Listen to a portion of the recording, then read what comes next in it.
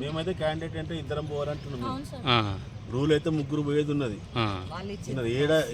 ఏడు ఎలక్షన్ జరిగినా కానీ జగత్ చిన్నగా ఉందని చెప్తారు. జగత్తులో మాకు సంబంధం లేదు. మాకు సర్పంచ్ ఎలక్షన్ అప్పుడు కూడా అకౌంటింగ్ అప్పుడు సర్పంచ్ అంటే ఇద్దరిని పంపించిండ్రు. ఇప్పుడు ఎందుకు ఒకరాని ఏం గేమ్ నడుస్తుంది?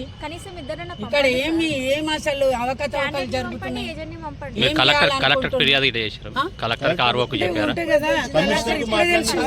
మాట్లాడించండి. రూల్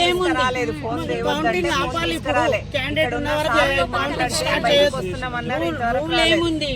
జీవో ఏమన్నా ఉందా? అట్లా ఒక్కరే పోవాలని అట్లేమన్నా లెటర్ ఉందా? జగత్ చిన్నగా అట్లెట్లయితే మేము నిలబడతాం. ఎట్లన్నా ప్లేస్ గురించి ప్లేస్ తక్కువ ఉందని చెప్పి చెప్తున్నారు. ఏం జరుగుతుంది? ఇన్ని రోజులు కష్టపడి మేము అది చేసిన దానికి ఫలితం ఏమి సార్? మాకు బోని అయిపోతే కమిషనర్ గారికి తప్పు కదా. ప్రధాన డిమాండ్ ఏంది మేడం? ఒకరు ఏజెంట్ ఇద్దరు పోవాలనేది మేము కోరుతున్నాం అంతే.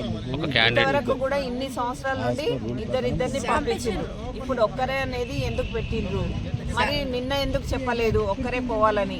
మాకైతే ముగ్గురికి ఎందుకు ఇచ్చిండ్రు పాస్లు? మొన్న సర్పంచ్ ఎలక్షన్ కౌంటింగ్ అప్పుడు కూడా క్యాండిడేట్ ఇద్దరు మనుషులని పంపించిండ్రు. ఇప్పుడు ఎందుకు ఒక్కరినే అంటున్నారు?